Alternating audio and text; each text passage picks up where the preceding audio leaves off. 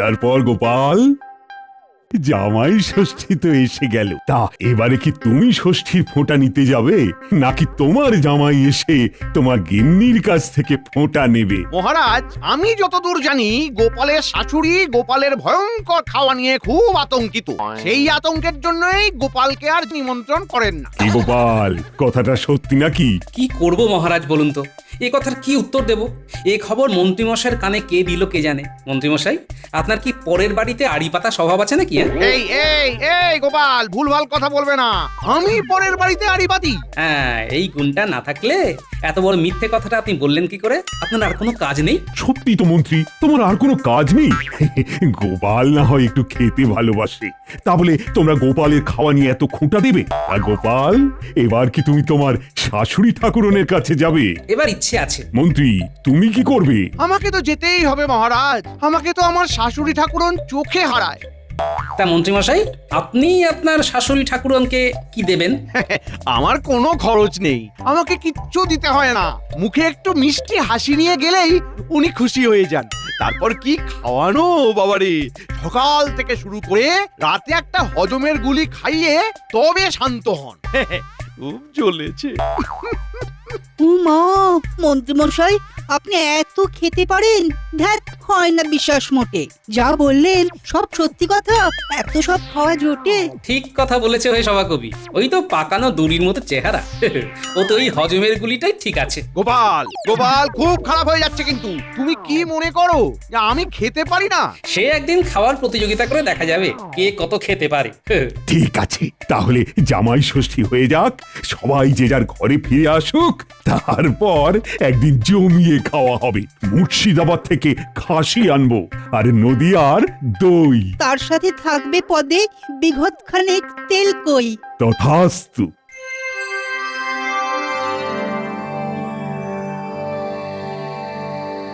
শ্রী চরণেশু মা, এবার আর জামাই ষষ্ঠীতে আপনার কাছে আসতে পারছি না, কারণ পা পিছলে পড়ে গিয়ে কোমরে চোট পেয়েছি।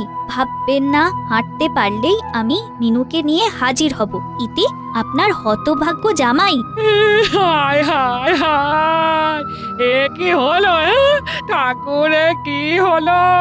এ কেন হলো? কি হয়েছে নাকি? খুব খারাপ খবর আছে গোপাল দাদু, খুব খারাপ খবর। খারাপ খবর? কি হয়েছে রে পুটি? তোর হাতে ওটা কি? ওটা দাদা বাবুর চিঠি। এবার আসতে পারবে না বলেছে। হ্যাঁ? আসতে পারবে না বলেছে? বাহ, এটা খুব ভালো খবর গিন্নি। তুই কি কয়? ওষুধ না ওষুধ? বাবা জীবন আসতে পারবে না বলে আনন্দ করছো? বাবা জীবনের বাড়ি আমি সব ফল মূল মিষ্টান্ন জামা কাপড় পাঠিয়ে দেবো। উনি একদম চিন্তা করো না গিন্নি। আনন্দ করছে কি আর সাধে গিন্নি? আমার অনেক দিনের ইচ্ছে আজ পূরণ হতে চলেছে। ইচ্ছা পূরণ? ইচ্ছা পূরণ শুনি। অবশেষে আমার ভাগ্যে জামাই আদর পাওয়ার শিকে ছিঁড়ল গিন্নি। মানে কি বলতে চাইছো? একটু ভরসা করে বলো দেখি। আমার জামাই আমাদের ঘরে আসতে পারছে না, কিন্তু আমি জামাই এইবারের জামাই আদর খেতে আমার শাশুড়ি ঠাকুরনের কাছে যাব। কি আনন্দ হচ্ছে না, কি বলবো গিন্নি। মানে এর মানে আবার কি? মানে এবার আমার জামাইয়ের ফোঁটা নেওয়া কেউ আটকাতে পারবে না। রাজসভা থেকে বেশ কয়েকদিন সবেতন ছুটি পেয়েছি, চলো কয়েকদিন ঘুরে আসি। কি আনন্দ, কি আনন্দ! বাতাসে বাতাসে ছোটে, মনের মধ্যে ইচ্ছেগুলো তুরি লাফ দিয়ে ওঠে।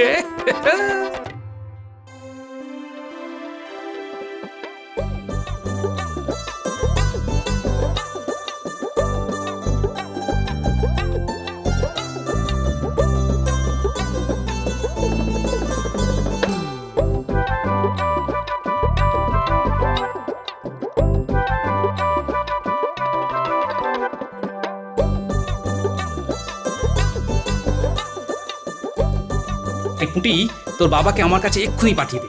বলবি কাজ আছে, গোপাল দাদু ডেকেছে, বুঝলি? বুঝলাম। কি আনন্দ, কি আনন্দ! বাতাসে বাতাসে ছোটে, মনের মধ্যে ইচ্ছেগুলো তুরি লাফ দিয়ে ওঠে।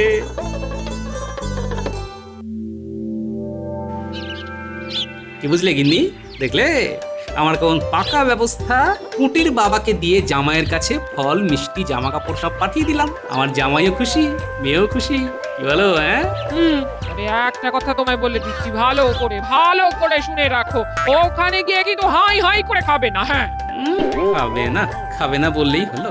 যাকে কথায় কথায় কিরকম তোমার মায়ের বাড়ি চলে এলাম, এবার পা চালিয়ে চলো। আর হ্যাঁ, মুখটা একটু হাসি হাসি করো, হ্যাঁ? চলো পা চালাও।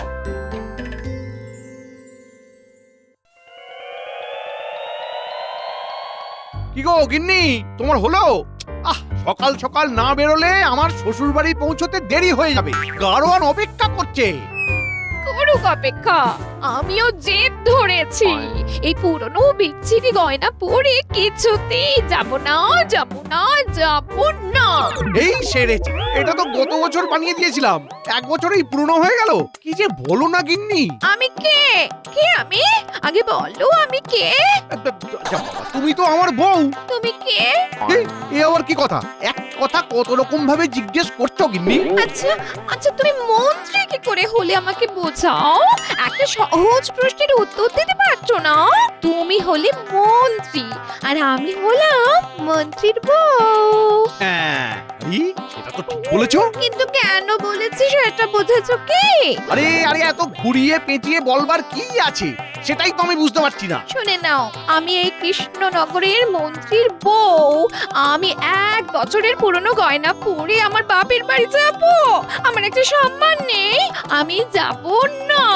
গিন্নি, অমন করে না, গাড়োয়ান অনেকক্ষণ অপেক্ষা করছে। আমি যাব না। আমার নতুন গয়না চাই, না হলে আমি ঘরে দরজা দিলাম। গিন্নি, তুমি না গেলে এবারে তো আমার ফোঁটা নেওয়া হবে না। আর এই বছরে একবার তো জামাই হিসেবে স্বীকৃতি পাই।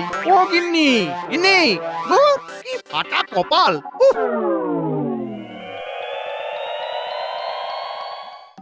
পায়ের ধুলো দিন মা ঠাকুরুন। ঠিক আছে। প্রতি জামাই ষষ্ঠীতেই ভাবি আপনার শ্রীচরণ দর্শন করব, কিছুতেই আর হয়ে ওঠে না। তাই এবারে একদম মন স্থির করে চলেই এলাম। তা আপনি কতদিন থাকবেন বলে ভেবেছেন জামাইবাবু? হ্যাঁ, তোমার মতো অতদিন থাকতে পারবো না, আমার তো কাজকর্ম আছে, তাই মাত্র দিন 2 থাকবো, বুঝলে? দিন 2? ওরে বাবা, দুদিনে তো আমাকে ফতুর করে দেবে। ও কেমন কথা? দিদির কাছে ভাই থাকবে না? সেই রকম ভাবেই জামাই ষষ্ঠীতে শ্বশুর বাড়ি আসবে না, আসার সাথে সাথেই কতদিন থাকবেন কেউ বলে। শুনুন মা, আমি আপনাকে বেশি আতান্তরে ফেলবো না। তা কিরকম খাবেন সেটা একবার বলে ফেলুন। মা ঠাকুরন, আপনি যা খাবার আমাকে দেবেন তার অর্ধেক দেবেন। আমি অর্ধেক খাবো সকালে, তার অর্ধেক বিকেলে, তার অর্ধেক রাতে। মানেটা তো ঠিক বুঝলাম না বাবা জীবন, তুমি অর্ধেক খাবে মানে? এই আপনার ওই অসহায় অবস্থা দেখে আমি ভাবলাম যে আমি পুরো খাবো না, অর্ধেক খাবো। বুঝতে পারছেন না তাই তো? হ্যাঁ, ঠিক মাথার উপর দিয়ে যাচ্ছে। আচ্ছা, আপনি খাবার নিয়ে আসুন মা ঠাকুরন, আমি আপনাকে বুঝিয়ে দিচ্ছি। এবার দেখবেন মজা। তুমি কি করতে চাইছো বলো তো? তোমার মাকে না হাতে কলমে শিখিয়ে দিচ্ছি যে কিভাবে আমাকে খেতে দিতে হবে। আসুন মা ঠাকুরন, ভাত বাড়ুন। অত নয়, মাত্র একটা ভাত দিন। একটা ভাত মানে? এবার ওই একটা ভাতকে অর্ধেক করুন। এই ভাতটার অর্ধেক? এই যে নখ দিয়ে কেটে দিলাম, অর্ধেক হয়ে গেল। এবার দুটোকে মিলিয়ে দেখুন, দুটো সমান হয়েছে কিনা। সমান না হলে? অর্ধেক না হলে জামাই মনক্ষুণ্ণ হবে, আর মনক্ষুণ্ণ হলে জামাই যা খেতে চাইবে তাই খেতে দিতে হবে। না, আমি যা ভাগ করেছি দেখো সমান। আজ কার মুখ দেখে উঠেছিলাম, সবাই বলে আমার জামাই নাকি খুব চালাক। এ তো দেখি হত বোকা। আপনি কি ভাবছেন সেটা আমি বুঝতে পারছি, একটু সবুর করুন, দেখুন কি হয়। বাহ, সুন্দর ভাগ হয়েছে। এই অর্ধেক ভাত আমি মুখে দিলাম। এতে তোমার খাওয়া হয়ে গেল? হয়ে গেল। এইবার এই জলটুকু খেয়ে যাই, 4-5টা দেখে আসি। একটু হাঁটা চালা না করলে খাবার হজম হবে না। এত খেলাম, আজ তো এমনি খেলাম। এত খেলে কি খেলে? ওই যে তোমার মা মানে আমার শাশুড়ি ঠাকুরন যা খাওয়ালেন, যাই একটু হেঁটে আসি, পেটটা ভীষণ আইঠাই করছে। কি হতো বোকা রে মা তোর গোপাল, অর্ধেক ভোজন বলে একটা চালের অর্ধেক, ওতে কি কারো পেট ভরে? নে নে, এবার তোরা ভাই বোন খেতে বসে যা, আমি তোদের খাবার দিই। হ্যাঁ এ মা, ও তো কিছু খেলো না, আমি খেয়ে নেবো। হ্যাঁ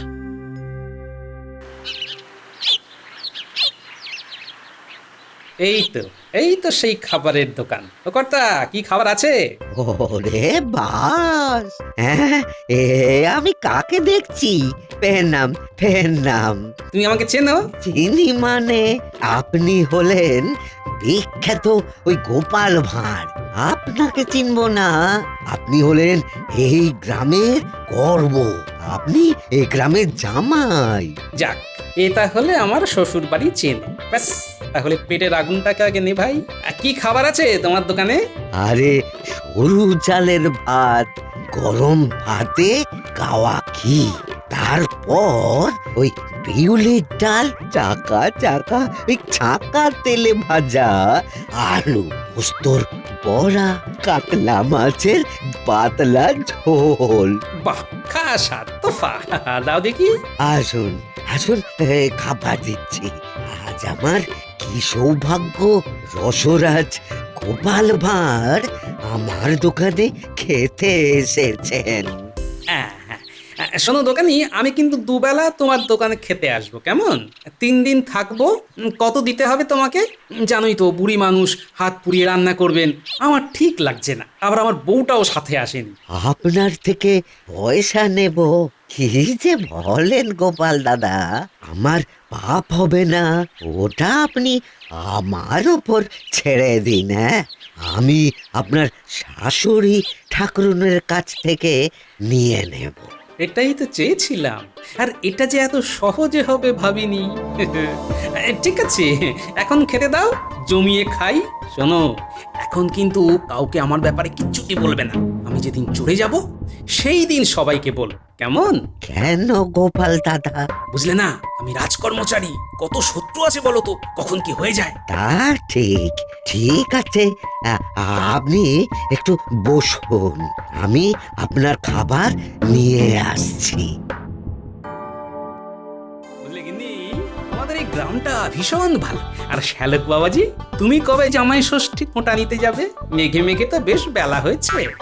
আমি তো এই কবে থেকেই তৈরি হয়ে বসে আছি, কিন্তু মাই তো বলে এখনো আমার খেলাধুলো করার বয়স। বাজে কথা রাখো। হ্যাঁ, সারাদিন কিছু খাওনি, তোমার তো পেটে পিত্তি পড়বে গো। কিরকম কথা বলছো তুমি গিন্নি? তুমি তোমার মাকে অপমান করছো। তুমি দেখলে না তোমার মা আমাকে কত খাবার দিলেন, পেটটা একেবারে আইঢাই করছিল। হেঁটে হেঁটে এসে সব নামালুম। এবার চনমনে খিদে পেয়েছে। দিন মা ঠাকুরুন, খেতে দিন। হ্যাঁ বাবা জীবন, দিচ্ছি। শর্ত মনে আছে তো? সকালে যতখানি খেয়েছিলাম এখন তার অর্ধেক। নেই, ওই অর্ধেক ভাতটার অর্ধেক করুন। জামাইবাবু, আপনি কি বোকা? আপনি তো কিছুই খাচ্ছেন না, খালি বোকামি করে যাচ্ছেন। দেখো, তোমার মাথাটা সত্যি খারাপ হয়ে যায়নি তো? গোপাল তো পাগল হওয়ার জন্য জন্মায়নি, গোপাল পাগল করবার জন্য জন্মেছে। এ তো বুঝতেই পারছি, না খেয়ে তুমি আমাকে পাগল করছো। হ্যাঁ সত্যি বাবা জীবন, সকালে ওই অর্ধেক চালের ভাত খেয়ে পেট ভরেছিল। এক কথা কতবার বলবো বলুন দেখি? আমার খিদে পেলে কি ভয়ানক কষ্ট হয় সে তো আপনার মেয়ে জানে। কি গো, জানো না? হ্যাঁ সে তো জানি, তাই তো তোমাকে বলছি। হ্যাঁ শোনো, একটা গোপন কথা। আমি তো জানি আমার শাশুড়ি ঠাকুরুন বুড়ি মানুষ, তিনি একটা ন্যালা খাপা ছেলেকে নিয়ে আছেন, ছেলেটা কিচ্ছু কাজ করে না। এই অবস্থায় উনি কি করে করবেন বলো তো? মা, জামাইবাবু কিন্তু আমাকে অপমান করছে, তুমি কিছু বলবে না মা? বাবা জীবন যা বলছে সেটা তো সত্যি বলছে। সত্যি তো, বাবা যা রেখে গেছে সেটা ভাঙিয়েই তো চলছে। ভাগ্যিস আমার শ্বশুর মশাই খুব সঞ্চয় ছিলেন, তিনি ভালোই সঞ্চয় করেছিলেন বলেই না এই নাচন কদন চলছে। একদম একদম ঠিক ঠিক বলেছো বাবা জীবন। হ্যাঁ, ওসব বাজে কথা ছেড়ে কাজের কথা বলো। কি গোপন কথা, হ্যাঁ? ও সেই খাবার ব্যাপারে তো বলছি, আমি তো এবার এখানে আসবো সেটা তো মনে মনে ঠিকই করে রেখেছি। তাই আমি আমার সহকর্মী বিজ্ঞানীকে বললাম, খিদা নিবারণ করে এমন কিছু ওষুধ আছে। তারপর বিজ্ঞানী কি বললো? হ্যাঁ, বিজ্ঞানী দিল ক্ষুধা হরণকারী বটিকা। খাবার পর এক পুরিয়া মুখে ফেলে দিলেই হলো, ব্যাস। এই কই দেখাও দেখি কিরকম পুরিয়া। হ্যাঁ হ্যাঁ, দেখাও দেখাও। ও, আমার গিন্নি বেশ চালাক চতুর হয়েছে। না, অন্যভাবে বিষয়টা সাজাতে হবে। সর্বনাশ, ওই কাজটি করতে পারবো না। বিজ্ঞানী বারবার বলে দিয়েছে, এই পুরিয়া যদি কেউ দেখে তবে হিতে বিপরীত হবে। তখন এমন খিদে হবে না, যা পাবে তাই খেয়ে নেবে। না না না না, ওসব দেখে কাজ নেই। বিজ্ঞানী, তোমাকে নিয়ে একটা মিথ্যে গল্প বানালাম, নইলে তো গিন্নির কাছে ধরা পড়ে যাচ্ছিলাম প্রায়।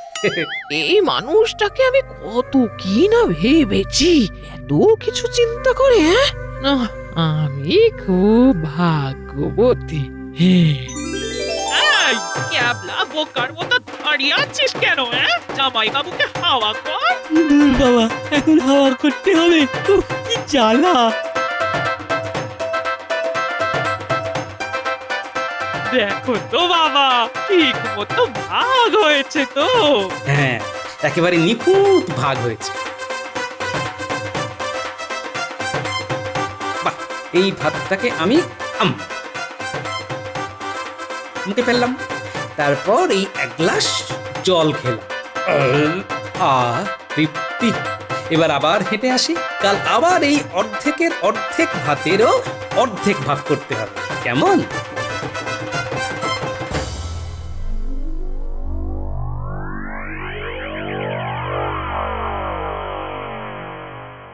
কি আনন্দ, কি আনন্দ, বাতাসে বাতাসে ছোটে, মনের মধ্যে ইচ্ছেগুলো তুরি লাফ দিয়ে ওঠে।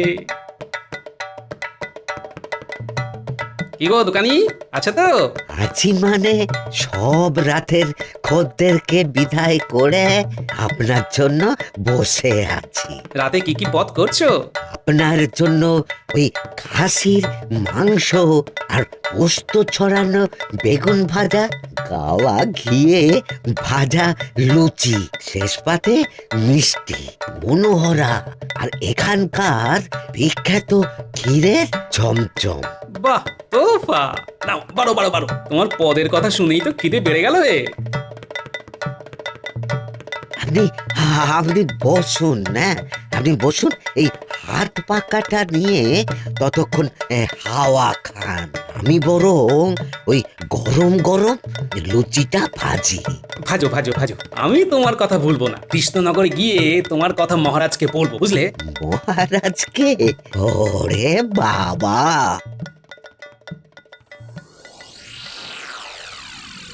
আমার এই ছেলেটাকে নিয়ে খুব চিন্তা হয়। নিজের পায়ে দাঁড়াবার কোনো ইচ্ছেই নেই, একেবারে বিশ্ব ক্যাবলা। মাথায় বুদ্ধি শুদ্ধি তো একেবারেই নেই। কি যে হবে কে জানে। জামাইকে বলে রাজসভায় একটা চাকরি করে দিতে বল। দেখছি দেখছি, বাড়ি ফিরি। এত তাড়াতাড়ি ফিরবি? কাল তো সবে ষষ্ঠী, আর 2 দিন থাক না। মা, ওর খুব কাজের চাপ, খুব। মহারাজ তোমার জামাইকে চোখে হারায়, একদিন না দেখলে বাড়িতে পেয়াদা পাঠান। হ্যাঁ, কপাল কপাল, সবই কপাল। শুনলি? বলি শুনলি? ওই কানের গর্ত দিয়ে কি কিছু ঢুকেছে? যা বাবা, তোমার হঠাৎ করে কি হলো? চোখ, আবার মুখে বড় বড় কথা। জামাই বাবু এলে ভালো করে হাওয়া করবি, গা হাত পা ভালো করে টিপে দিবি, কথাটা যেন মনে থাকে। হ্যাঁ, বড় ভালো খেলাম গো দোকানি, তোমার হাতের রান্নাটি বড় মিঠে। আপনি সন্তুষ্ট হলেই আমার সব কিছু পাওয়া হয়ে গেল। তাহলে এবার আমি আসি। কাল আসবেন তো? যাবার আগে তোমার সাথে দেখা করে যাব।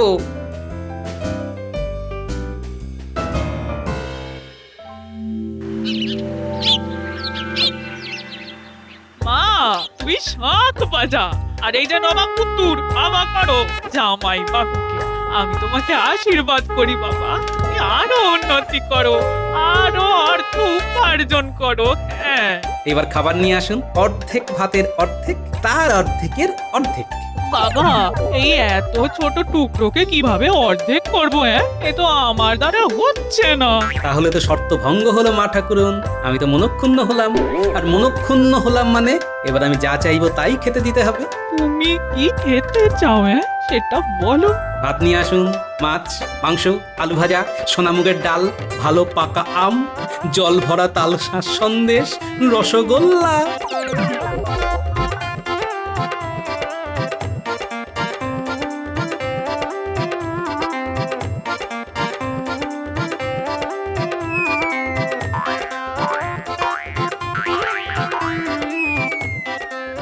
আহ, শান্তি, তৃপ্তি।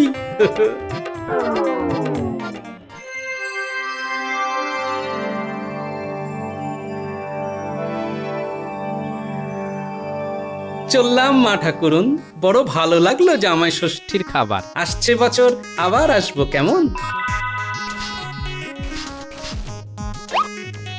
চলো হে গাড়োয়ান, গাড়ি চালাও।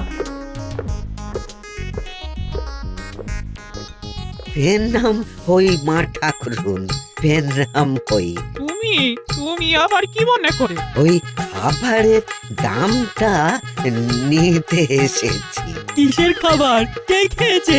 তোমার জামাই বাবু দুবেলা কি তৃপ্তির সাথে খেয়েছে, আমিও উজাড় করে খাইয়েছি।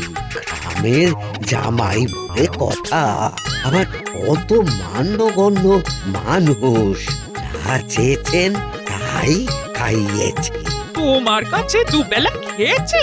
হ্যাঁ হ্যাঁ, খুব তৃপ্তি করে। ওই মোটামুটি মূল্য যা হয়েছে তা হলো ওই 100 মোহর। ওরে বাবা রে! চলো গাড়োয়ান, আমার জামাই বাড়ি পূব গ্রাম। কি গিন্নি, এবার খুশি তো? না গো, আমি খুশি নই। আমার মা তোমাকে ঠিক মতো আপ্যায়ন করতে পারেনি। ওসব নিয়ে একদম ভেবো না, আমি খুব তৃপ্তি করে সবকিছু সুদে আসলে উসুল